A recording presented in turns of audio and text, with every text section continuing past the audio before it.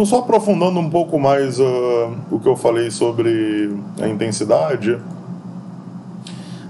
de uma fonte luminosa é a potência pela área, né?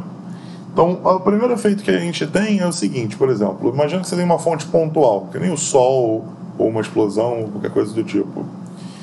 A intensidade depende de quanto... Então, de certa forma, por exemplo, você pode pensar o Sol como uma fonte de potência constante.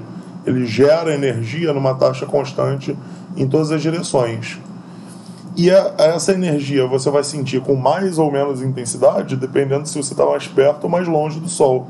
A razão de Mercúrio ser mais quente do que Marte, que é mais quente do que Plutão. E isso é quantificado pelo fato de que essa potência, essa quantidade de energia que a cada segundo o Sol está emitindo, gera uma intensidade aqui, que tem uma área menor, muito mais intensa do que quando você está aqui na borda externa, em que a área é muito maior, né? O raio é maior dessa esfera externa. Lembrando que a área da esfera é 4πr ao quadrado. E a intensidade, que na verdade é dada por uma projeção na direção de propagação do vetor de Poynting médio, então ele é uma média temporal dessa potência por área. Essa média temporal, no caso de ondas planas monocromáticas, é fácil de calcular. Para pensar.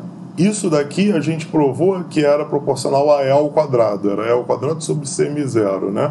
O vetor de Poynting. E a média temporal de E ao quadrado é a média... O campo elétrico aqui é senoidal, né? Então é a média de seno ao quadrado. A média temporal de seno ao quadrado tem várias formas de você fazer o cálculo. Uma das formas é pensar que seno ou cosseno devem dar a mesma média temporal. Se você esperar muito tempo, é difícil você saber se a onda era seno ou cosseno, né? Você espera que a média dê na mesma. Então, a média de seno ao quadrado e a média de cosseno ao quadrado, lembra que seno ao quadrado mais cosseno ao quadrado é igual a 1, né?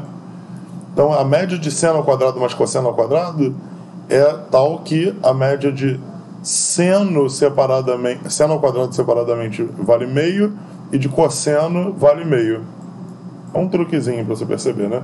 Então, seno ao quadrado a média é meio, cosseno ao quadrado a média é meio.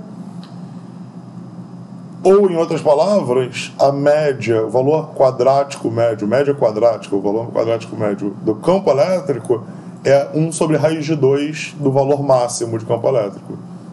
O campo elétrico tem uma certa amplitude e ele tem uma média quadrática que é dividido por raiz de 2. E a intensidade é essa média quadrática, né? Então vai dar a média quadrática ao quadrado. A intensidade é dada pelo máximo campo elétrico, que é a amplitude de campo elétrico, chamei de A0, aqui está M, por exemplo, dividido por 2 CM0. Esse fator de 2 apareceu por causa da média.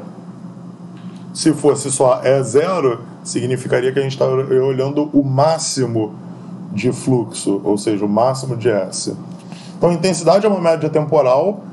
E o vetor de Poynting não. O vetor de Poynting, a princípio, muda de instante a instante, né?